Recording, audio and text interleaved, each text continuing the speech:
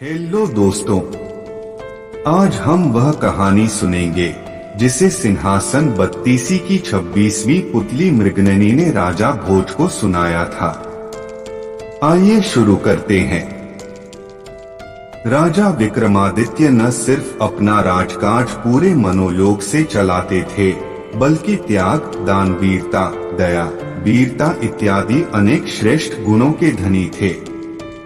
वे किसी तपस्वी की भांति अन्न जल का त्याग कर लंबे समय तक तपस्या में लीन रह सकते थे। ऐसा कठोर तप कर सकते थे कि इंद्रासन डोल जाए। एक बार उनके दरबार में एक साधारण सी वेशभूषा वाले एक युवक को पकड़कर उनके सैनिक लाए। वह रात में बहुत सारे धन के साथ संदिग्ध अवस्था में कहीं जा रहा था। उसकी वेशभूषा से नहीं लग रहा था कि इस धन का वह मालिक होगा, इसलिए सिपाहियों को लगा शायद वह चोर हो और चोरी के धन के साथ कहीं चंपत होने की फिराक में हो। राजा ने जब उस युवक से उसका परिचय पूछा और जानना चाहा कि यह धन उसके पास कैसे आया, तो उस युवक ने बताया कि वह एक धनी स्त्री के यहाँ नौकर है और सारा धन उसी स्त्री का दिया हुआ है। अब राजा की जिज्ञासा बढ़ गई और उन्होंने जानना चाहा कि उस स्त्री ने उसे यह धन क्यों दिया और वह धन लेकर कहाँ जा रहा था। इस पर वह युवक बोला कि अमुक जगह रुककर स्त्री ने प्रतीक्षा करने को कहा था। दरअसल उस स्त्री के उससे अनैतिक संबंध हैं और वह उससे पति की हत्या करके आकर मिलने वाली थी। दोनों सारा धन लेकर कहीं दूर चले जाते और आराम से जीवन व्यतीत करते। विक्रम ने उसकी बातों की सत्यता की जांच करने के लिए तुरंत उसके बताए पते पर अपने सिपाहियों को भेजा। सिपाहियों ने आकर खबर दी कि उस स्त्री को अपने नौकर के गिरफ्तार होने की सूचना मिल चुकी है। अब वह विलाप करके कह रही है कि लुटेरों ने सारा धन लूट लिया और उसके पति की हत्या करके भाग गए। उसने पति की चिता सजवाई है और खुद को पतिव्रता साबित करने के लिए सती होने की योजना बना रही है। सुबह युवक को साथ लेकर सिपाहियों के साथ विक्रम उस स्त्री के घर पहुँचे तो दृश्य देखकर सचमुच चौंक गए। स्त्री अपने पति की चिता पर बैठ चुकी थी और चिता को अग्नि लगने वाली थी। राजा ने चिता को अग्नि देने वाले को रोक दिया तथा उस स्त्री से चिता से उतरने को कहा। उन्होंने सारा धन उसे दिखाया तथा नौकर को आगे लाकर बोले कि सारी सच्चाई का पता उन्हें चल गया है। उन्होंने उस स्त्री को त्रिया चरित्र का त्याग करने को कहा तथा राजदंड भुगतने को तैयार हो जाने की आज्ञा दी। स्त्री कुछ क्षणों के लिए तो भयभीत हुई, मगर दूसरे ही पल बोली कि राजा को उसके चरित्र पर अंगुली उठाने के पहले अपनी छोटी रानी के चरित्र की जांच करनी चाहिए। इतना कहकर वह बिजली सी फुर्ती से चिता पर कूदी और उसमें आग लगाकर सती हो गई। कोई कुछ करता वह स्त्री जलकर राख हो गई। राजा सिपाहियों सहित अपने महल वापस लौट गए। उन्हें उस स्त्री के अंतिम शब्द अभी तक जला रहे थे। उन्होंने छोटी रानी पर निगाह रखनी शुरू कर दी। एक रात उन्हें सोता समझकर छोटी रानी उठी और पिछले दरवाजे से महल से बाहर निकल गई। राजा भी दबे पांव उसका पीछा करने लगे। चलकर वह कुछ दूर पर धूनी रमाए एक साधु के पास गई। साधु ने उसे देखा तो उठ गया और उसे लेकर पास बनी एक कुटिया के अंदर दोनों चले गए। विक्रम ने कुटिया में जो देखा वह उनके लिए असहनीय था। रानी निर्वस्त्र होकर उस साधु का आलिंगन करने लगी तथा दोनों पति पत्नी की तरह बेझिझक संभोगरत हो गए।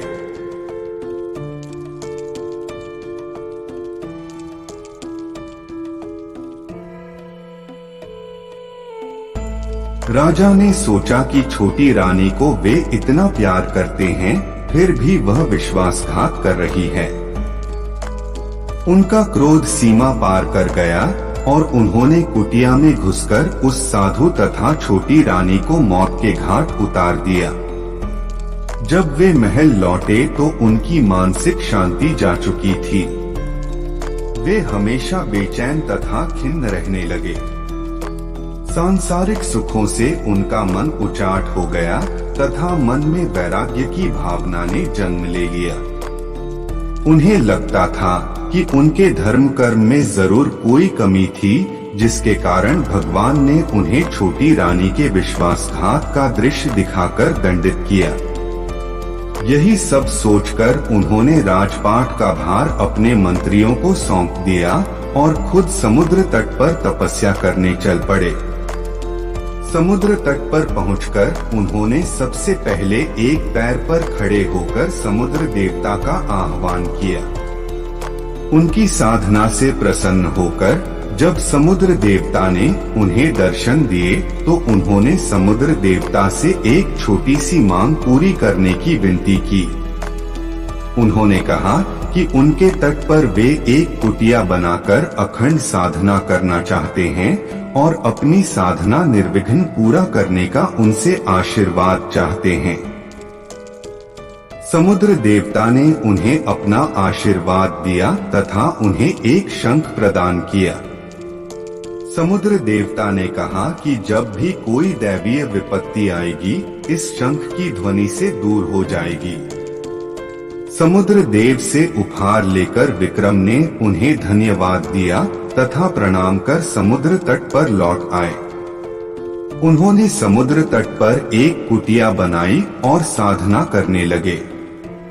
उन्होंने लंबे समय तक इतनी कठिन साधना की कि देवलोक में हड़कंप सच गया। सारे देवता बात करने लगे कि अगर विक्रम इसी प्रकार साधना में लीन रहे तो इंद्र के सिंहासन पर अधिकार कर लेंगे।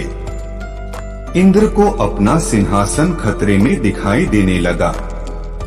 उन्होंने अपने सहयोगियों को साधना स्थल के पास इतनी अधिक वृष्टि करने का आदेश दिया कि पूरा स्थान जलमग्न हो जाए और विक्रम कुटिया सहित पानी में बह जाए। बस आदेश की देर थी। बहुत भयानक वृष्टि शुरू हो गई।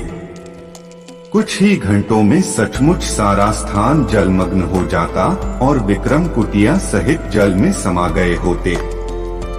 लेकिन समुद्र देव ने उन्हें आशीर्वाद जो दिया था, उस वर्षा का सारा पानी उन्होंने पी लिया तथा साधना स्थल पहले की भांति सूखा ही रहा। इंद्र ने जब यह अद्भुत चमत्कार देखा तो उनकी चिंता और बढ़ गई। उन्होंने अपने सेवकों को बुलाकर आंधी तूफान का सहारा लेने का आदेश दिया। इतने भयानक वेग से आंधी चली कि कुटिया तिनके तिनके होकर बिखर गई। सब कुछ हवा में रुई की भांति उड़ने लगा। बड़े बड़े वृक्ष उखड़कर गिरने लगे। विक्रम के पांव भी उखड़ते हुए मालूम पड़े।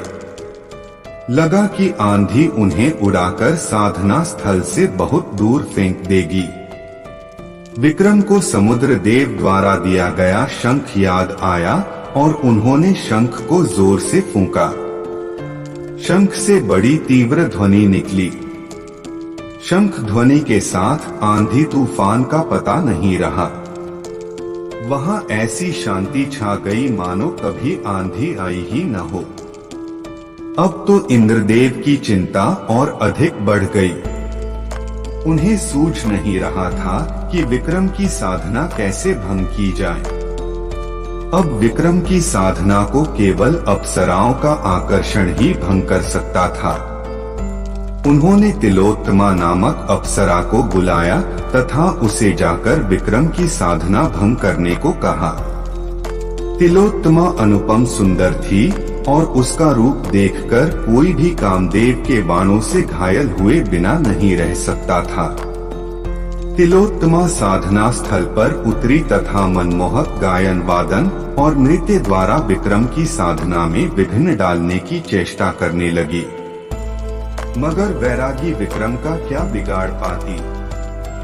विक्रम ने शंख को फूंक मारी और तिलोत्तमा को ऐसा लगा जैसे किसी ने उसे आग की ज्वाला में लापटका हो। भयानक ताप से वह उद्विग्न हो उठी तथा वहां से उसी क्षण अदृश्य हो गई।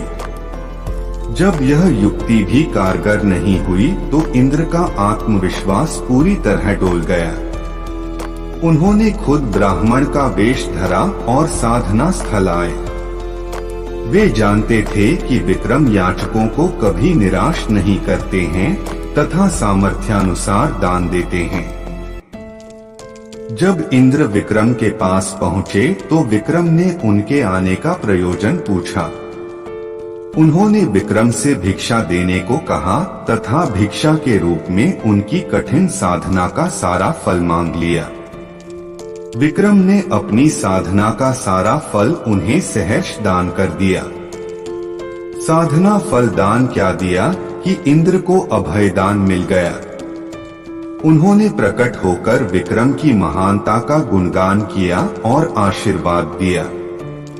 उन्होंने कहा कि विक्रम के राज्य में अतिवृष्टि और अनावृष्टि नहीं होगी, कभी अकाल या सूखा नहीं पड़ेगा, सारी फसलें समय पर और भरपूर होंगी। इतना कहकर इंद्र अंतर्ध्यान हो गए। आप इसी तरह कहानी सुनते रहे, खुश रहे और हमारा चैनल जरूर सब्सक्राइब कर ले। धन्यवाद।